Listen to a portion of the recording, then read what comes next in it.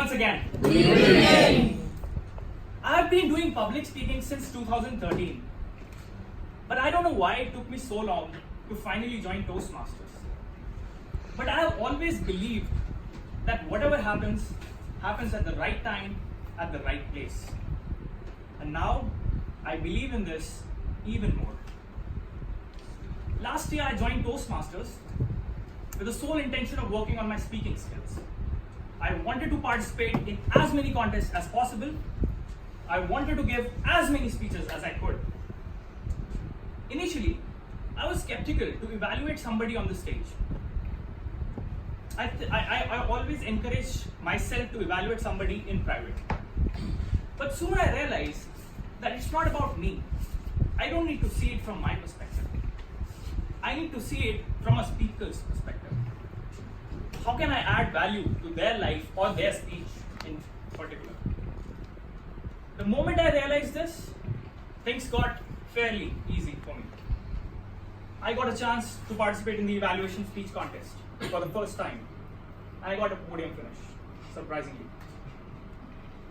I have always believed that humor is not my cup of tea. But when the opportunity came, I participated in the humor speech contest, and I again ended up as the first runner-up. I got Best Speaker awards, if I remember correctly, 7 times in the last 1 year.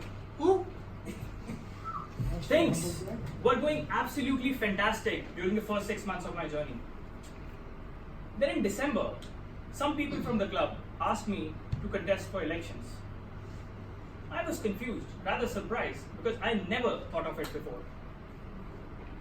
So I asked those people, which position do you think I should be going for? And to my surprise, they asked me back, what do you think you are suited for? Well, I always think of myself as a people's person. I always love to interact with people. I always love to see how problems are being created and how I can be some value to that. So I should be going for the president position, right? Wrong. I realized that it's hardly been 6 months in the club, and there are far more senior Toastmasters in the club who should be taking the lead. I was confused at one point of time, and then finally I decided that I would rather go for the Vice President Education role.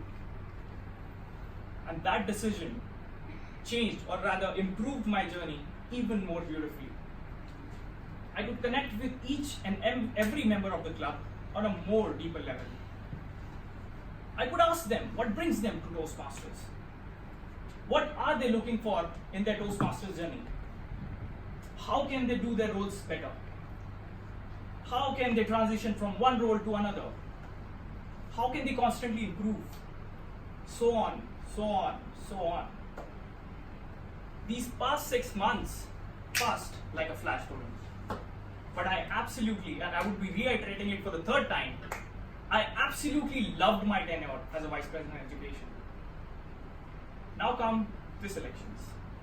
And I was even more confused this time than the last time. As I had a lot going on in my professional life, and I'm not at all kidding, I finally decided that I would be skipping these elections. But then some of my friends in Toastmasters, they said that I shouldn't be doing this. I should be taking the lead. I should be contesting elections. I got very, very confused. I don't want to sound cliche at this point of time, but at one day, I genuinely recalled all the learnings that CCT has given me in the past 1 year. And I realized that CCT has really shaped me as a person. I have really learned a lot in the past 1 year, and it has impacted my life immensely. So I thought of it this way, that it's time to give something back to the club. So finally I decided that I would be contesting for the president position. And I thank you all from the bottom of my heart for having such trust in my capabilities and electing me as your president. I would try my best to live up to the expectations. Now I want to tell you one thing, which is the most important thing of this speech. Listen to it very carefully. Nobody in life or in Toastmasters is going to come to you all the time with opportunities. You have to stand up for yourself and grab those opportunities whenever they come. We have people like Nimish, Anushka, Rahul is not here in the room, Ayush, Dheeraj. They are where they are today because they have grabbed those opportunities whenever they got them. Club is nothing without its members. CCT is a fantastic club because we have people like these with us today. And when I'm talking about opportunities, I'm not talking about taking big opportunities like participating in the evaluation speech contest or the humorous speech contest and getting the first position. No, not just that.